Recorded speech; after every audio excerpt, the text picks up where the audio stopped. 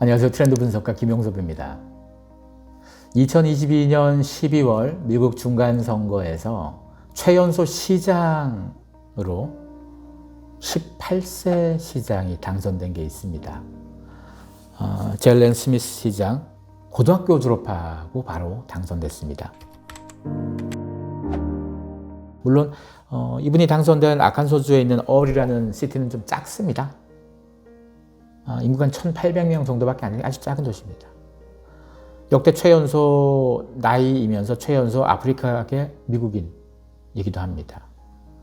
사실 미국 역사상 18세 시장이 이번에 처음 나온 건 아닙니다. 2005년 선거 때도 나왔습니다. 그때 미시건주의 힐스데일에는 인구가 8,200이니까 이번에 당선된 시티보다는 좀 큽니다.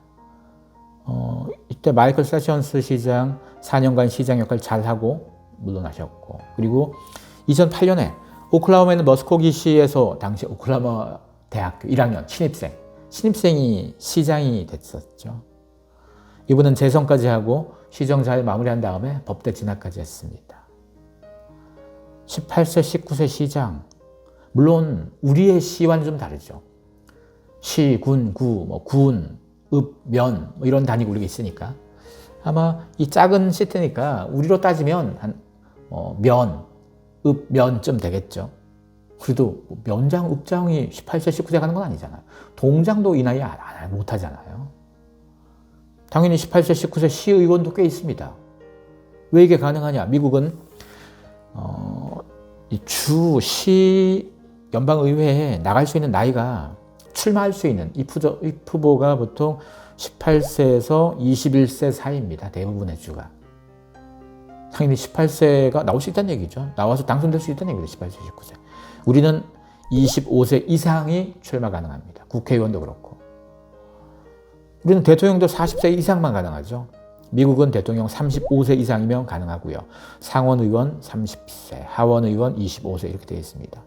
미국 상원의원은요. 미국에서 100명밖에 없습니다. 50개 주에 2명씩 있는 겁니다. 어마어마한 큰 역할을 하는 겁니다.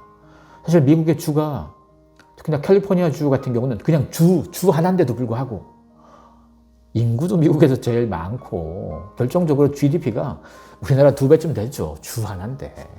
당연히 캘리포니아 주에 있는 상원의원 힘 어마어마하게 막강하겠죠.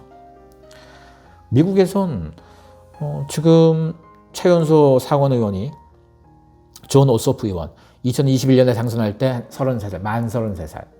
사실 미국 역사상 최연소 상원의원은 1972년에 나왔습니다. 1972년에 당시 만 30살 되기 직전, 만 29세가 당선된 적이 있었어요. 이분이 누구냐? 현재 대통령인 조 바이든. 옛날 얘기죠. 그리고 미국에선 지금 하원의원의 최연소는 당연히 25세겠죠.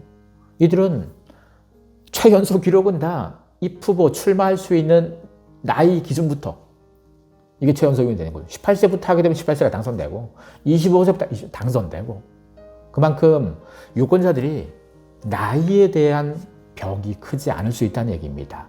나이보다 이 사람이 얼마나 더 유능하냐, 어떤 포부를 가지고 어떤 계획, 어떤 공약을 가지고 운영할 건지 이걸 더 열심히 본다는 겁니다. 우린 어떤가요?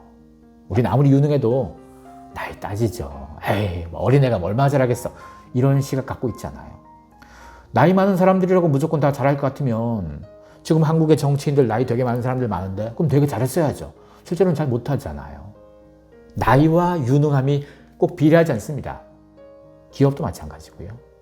그래서 이거 우리나라는 최연소 이 후보 나이를 왜 안 바꿨냐? 이것도 따질 필요가 있고, 그리고 여기서 중요한 건 미국은 되는데 우리는 왜 안 돼? 이게 아니고 우리는 여전히 나이에 대한 벽을 많이 갖고 있고 이걸 언제쯤 깰 수 있을까? 2023년 우리나라에서 만 나이로 다 통일시켰죠. 나이에 대한 기준이 바뀌었습니다. 나이에 대한 기준, 형식적 기준은 바뀌었습니다. 이제는 내용적 기준도 우리 스스로가 좀 바꿀 필요가 있겠습니다. 무조건 나이 많다고 어떤 우대하거나 능력 있다고 바라보는 게 아니고 나이와 무관하게 그 사람이 갖고 있는 역량, 실력, 이 본질을 보자는 겁니다. 한국 사회가 그럴 수 있다면 그게 어찌 보면 한국 사회의 성장을 위해서도 필요하지 않겠습니까? 더 유능한 사람이 더 좋은 답을 가지고 우리는 그 답을 자꾸 지지해 줄 필요가 있습니다. 그래야지 성장하죠. 더 유능한 답보다 더 나이 많은 사람, 더 힘 있는 사람의 답만 자꾸 원한다면 늘상 제자리 걸음하거나 퇴보하거나 하는 일을 겪지 않겠습니까? 만 나이 먹은 것만 우리가 생각하지 말고 나이를 바라보는 태도, 이것도 한번 생각해 보자는 겁니다. 한국 사회에서 나오는 수많은 트렌드와 수많은 욕망 중에서 이 나이를 바라보는 나이 서열화 문화가 주는 영향, 얽힌 거 굉장히 많습니다. 트렌드는 그냥 독자적으로 나오는 게 아닙니다. 우리의 문화, 우리의 욕망, 우리 사회가 갖고 있는 어떤 문화적 체제 속에서 보통 드러나는 게 많습니다.